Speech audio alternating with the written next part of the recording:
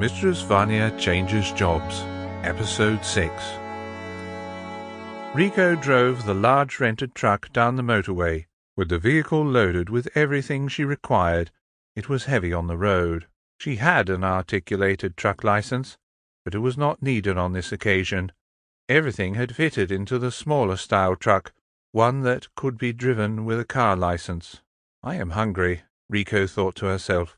In her hurry to procure everything that was needed, she had forgotten to eat breakfast, and then skipped lunch too.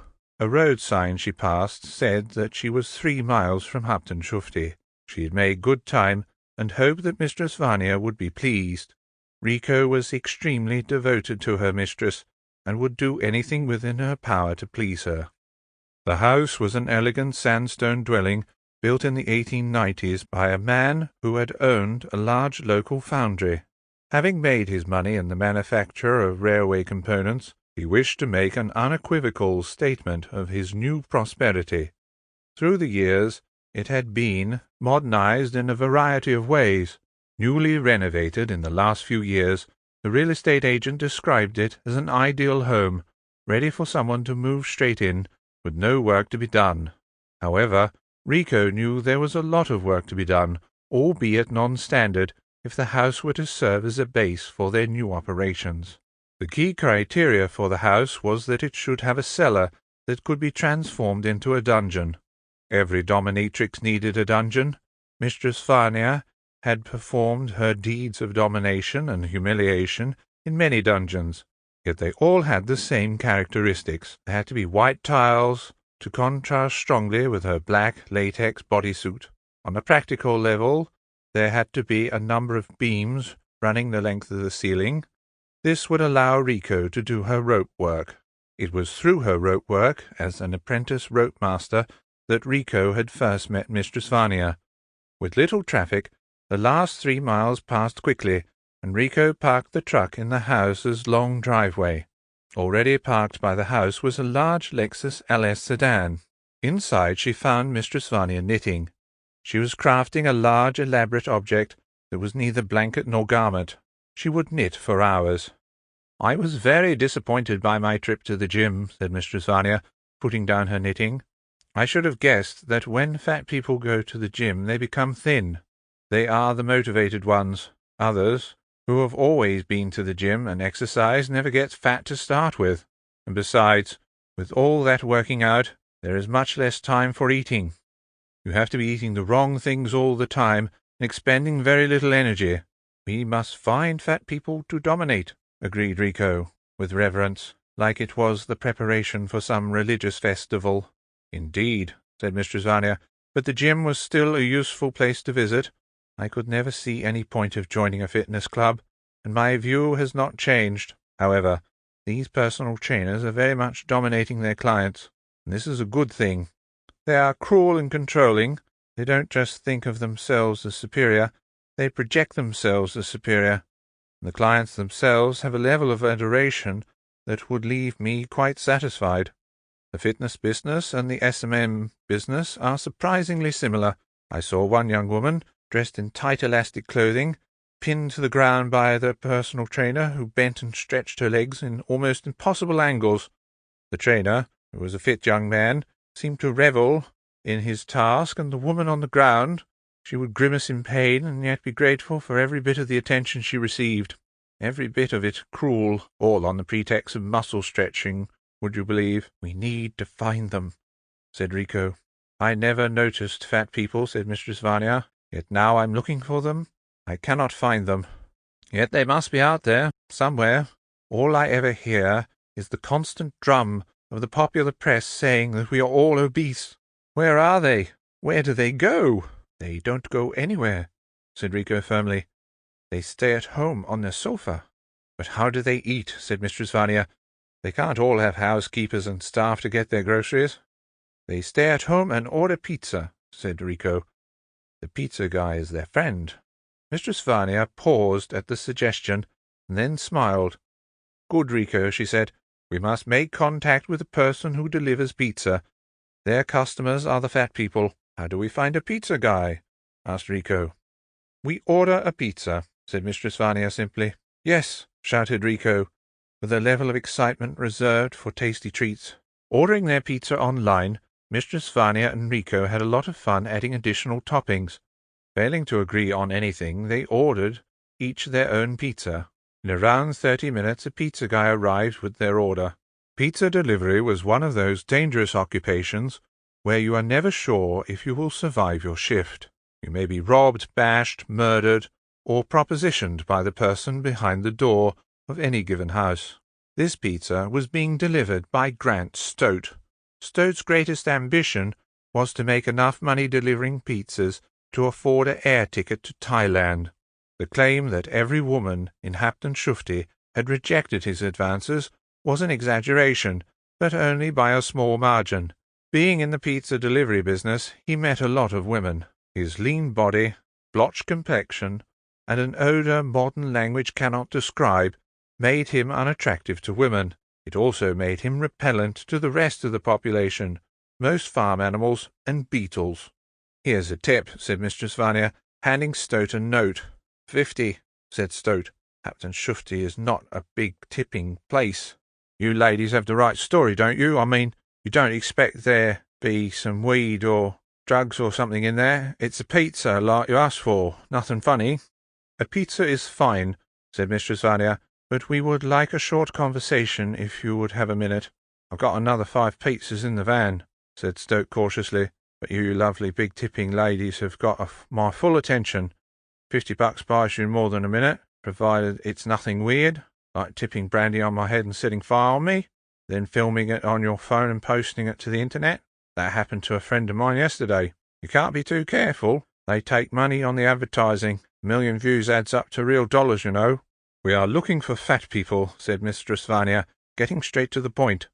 "We figure, with your line of work, delivering the raw materials for obese bodies, you will be able to help us." "How do you mean fat people?" asked Stoat, leaning forward to examine Mistress Vania, who was wearing a velvet lounge suit in order to look less intimidating. "The more fat, the better we like them," said Riko. Stoat's attention turned to Riko and stayed there. It was no surprise he found her to be very attractive. "What do you want with them?" said Stoat, his question more out of curiosity than some real moral obligation to the privacy of other customers.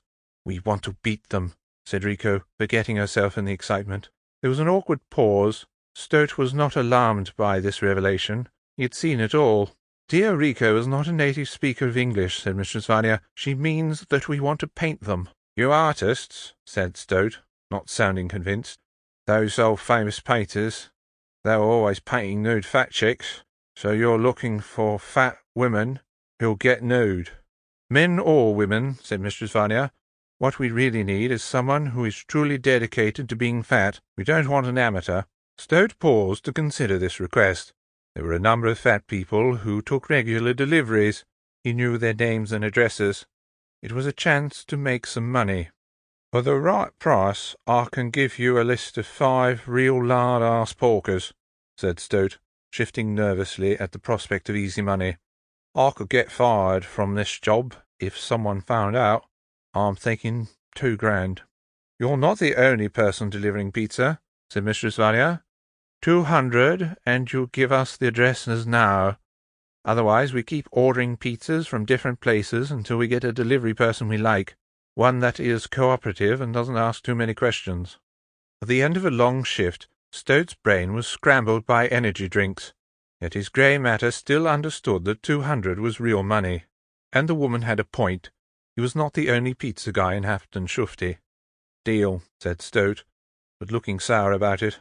"The addresses are written in my logbook. It's in the car." Stoat returned with a ratty-looking exercise book that contained a list of what pizzas he had delivered. "Here are the addresses," said Stoat, writing them down and then tearing off the page. "I usually only have first names and delivery addresses, but that should be enough for you to work it out. The guy at the top of the list is your man. He lives on pizza. He orders 5 days a week. Damned if I know what he eats the other 2 days. He lives alone, so you ladies might, well, he's going to be keen, put it that way. Whatever it is you have in mind for him." "Painting," said Mistress Vania, handing Stoat the cash. We're artists.